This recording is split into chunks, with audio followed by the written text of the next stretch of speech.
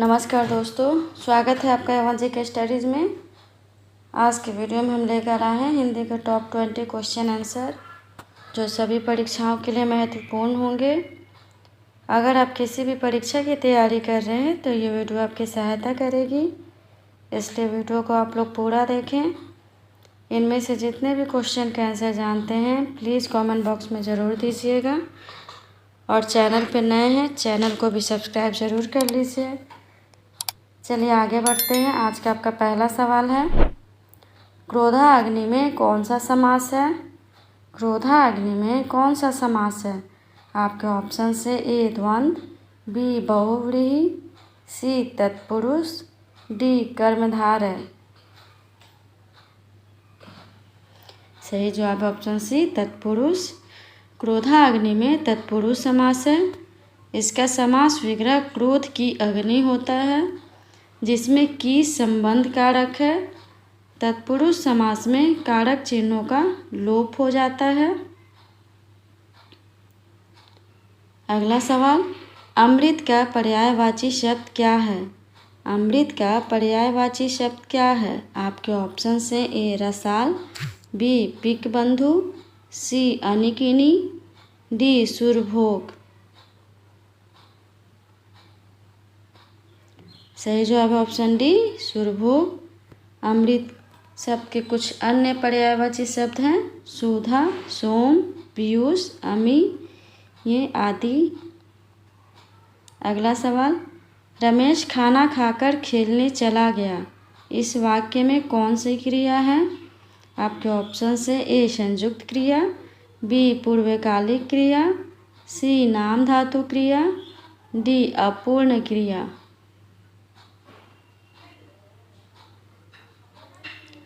सही जवाब है ऑप्शन बी पूर्वकालिक क्रिया।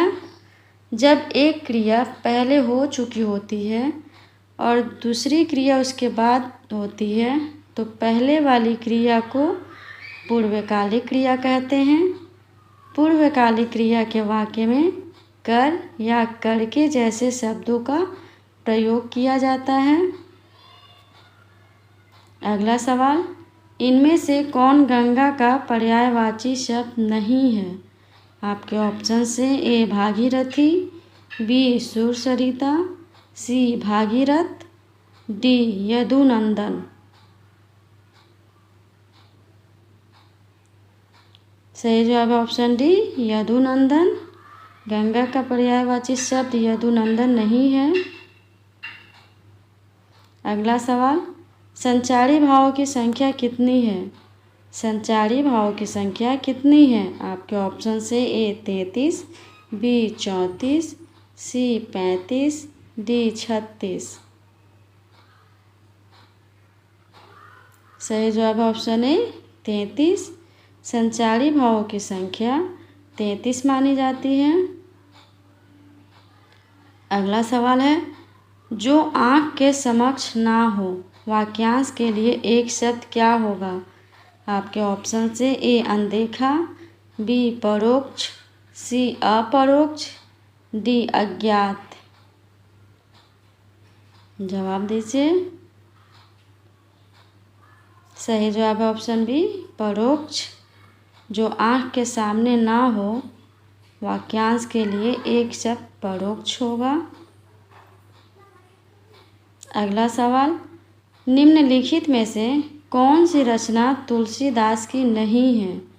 आपके ऑप्शन से ए रामचरितमानस, बी गीतावली, सी श्री कृष्ण गीतावली, डी भक्तमाल। सही जवाब है ऑप्शन डी भक्तमाल। तुलसीदास ने रामचरितमानस, गीतावली और श्री कृष्ण गीतावली जैसी रचना की हैं, लेकिन भक्तमाल उनकी रचना नहीं है। भक्तमाल नाभादास की रचना है। अगला सवाल, पृथ्वी कौन सा शब्द है? पृथ्वी कौन सा शब्द है? आपके ऑप्शन से ए तत्सम, बी तद्भव, सी देशज, डी विदेशज। बताइए पृथ्वी कौन सा शब्द है? सही जवाब है ऑप्शन ए तत्सम। पृथ्वी एक तत्सम शब्द है। अगला सवाल, फूल कौन सी संज्ञा है? फूल कौन सी संज्ञा है? आपके ऑप्शन हैं ए समूहवाचक, बी जातिवाचक, सी व्यक्तिवाचक, डी भाववाचक।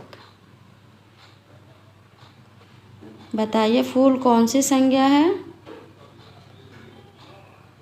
सही जवाब है ऑप्शन बी जातिवाचक। फूल जातिवाचक संज्ञा है। फूल शब्द संपूर्ण फूल की जाति का बोध करता है। अगला सवाल, कोई कौन सा विशेषण है? कोई कौन सा विशेषण है? आपके ऑप्शन से ए परिमाणवाचक विशेषण, बी सार्वनामिक विशेषण, सी गुणवाचक विशेषण, डी इनमें से कोई नहीं। बताइए कोई कौन सा विशेषण है?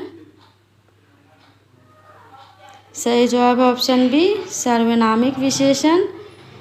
यह वह जो कौन क्या कोई ऐसा ऐसी वैसा वैसी इत्यादि ऐसे सर्वनाम हैं जो संज्ञा के शब्दों के पहले प्रयुक्त होकर विशेषण का कार्य करते हैं, इसलिए इन्हें सार्वनामिक विशेषण कहते हैं। अगला सवाल, प्रतिदिन कौन सा समास है? प्रतिदिन कौन सा समास है? आपके ऑप्शन से ए बहुव्रीहि, बी द्वंद्व, सी अव्ययीभाव, डी द्विगु। बताइए प्रतिदिन कौन सा समास है? सही जवाब है ऑप्शन सी अव्ययीभाव। प्रतिदिन में अव्ययीभाव समास है। इसमें प्रति शब्द अव्यय है और दिन शब्द संज्ञा है। अव्ययीभाव समास में पहला पद अव्यय होता है, जैसे अनु, आ, प्रति, भर, यथा, हर आदि। अगला सवाल, शिव का विशेषण क्या है? शिव का विशेषण क्या है? आपके ऑप्शन से ए शिवेश, बी शैल, सी शैव, डी शंकर। बताइए शिव का विशेषण क्या है? सही जवाब है ऑप्शन सी शैव। शिव शब्द का विशेषण शैव है। शैव शब्द का अर्थ शिव के भक्त या शिव की पूजा करने वाला होता है। अगला सवाल, क्रिया के रूपांतरण को क्या कहते हैं? क्रिया के रूपांतरण को क्या कहते हैं? आपके ऑप्शन से ए विशेषण, बी सर्वनाम, सी वाच्य, डी कारक। बताइए क्रिया के रूपांतरण को क्या कहते हैं? सही जवाब है ऑप्शन सी वाच्य। क्रिया के रूपांतरण को वाच्य कहते हैं। वाच्य क्रिया के उस रूपांतरण को दर्शाता है जिससे वाक्य में कर्ता, कर्म या भाव की प्रधानता का पता चलता है। अगला सवाल है, यति का पर्यायवाची क्या है? यति का पर्यायवाची क्या है? आपके ऑप्शन से ए मनुष्य, बी लपट, सी वैरागी, डी राक्षस। जवाब दीजिए। सही जवाब ऑप्शन सी वैरागी। यति का अन्य पर्यायवाची शब्द मुनि, अवधूत, सन्यासी, वैरागी आदि होते हैं।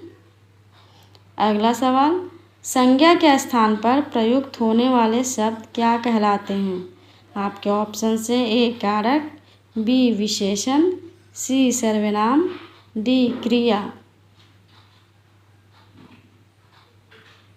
जवाब दीजिए। सही जवाब है ऑप्शन सी सर्वनाम। संज्ञा के स्थान पर प्रयुक्त होने वाले शब्द को सर्वनाम कहते हैं। इसके अंतर्गत मैं, तुम, तुम्हारा, आप, आपका, इस, उस, यह, वह, हम, हमारा आदि शब्द आते हैं। अगला सवाल है, बरसत लालच लाल की मुरली धड़ी लुकाए, सोह करे भोहिनी हंसय देन कहे नटी जाए। इस पंक्ति में कौन सा रस है? आपके ऑप्शन से ए हास्य, बी वीर, सी वात्सल्य, डी श्रृंगार। सही जवाब ऑप्शन डी श्रृंगार रस। इस पंक्ति में श्रृंगार रस है। यह पंक्ति श्री कृष्ण और गोपियों के बीच प्रेम और हंसी मजाक का वर्णन करती है। अगला सवाल, तथापि में कौन सी संधि है? तथापि में कौन सी संधि है? आपके ऑप्शन से ए दीर्घ संधि, बी वृद्धि संधि, सी गुण संधि, डी अयादि संधि। बताइए तथापि में कौन सी संधि है? सही जवाब ऑप्शन ए दीर्घ संधि। तथापि में दीर्घ संधि है। अगला सवाल है, निर्मोह का संधि विच्छेद क्या होगा? निर्मोह का संधि विच्छेद क्या होगा? आपके ऑप्शन से ए निधनमोह, बी निर्धनमोह, सी निधनमोह, डी निधनमोह। जवाब दीजिए। सही जवाब है ऑप्शन सी निधनमोह। निर्मोह का संधि विच्छेद निधनमोह होगा। इसमें विसर्ग संधि है। अगला सवाल, इया का उच्चारण स्थान क्या है?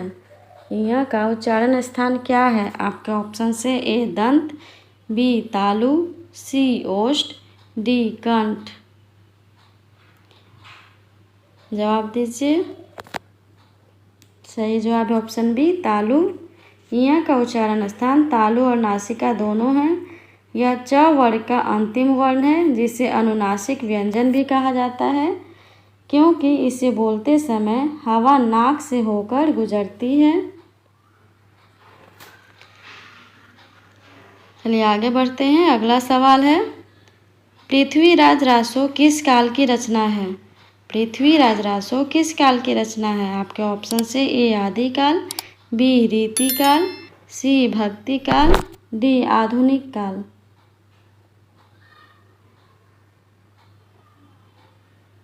जवाब दीजिए। सही जवाब ऑप्शन है आदिकाल। पृथ्वीराज रासो आदिकाल की एक प्रसिद्ध रचना है। इसे चंद बरदाई ने लिखा था, जो पृथ्वीराज चौहान के दरबार कवि थे। आज के लिए इतना ही। अगर वीडियो अच्छा लगा हो तो वीडियो को लाइक और चैनल पे नए हैं तो चैनल को सब्सक्राइब ज़रूर कर लीजिए। धन्यवाद।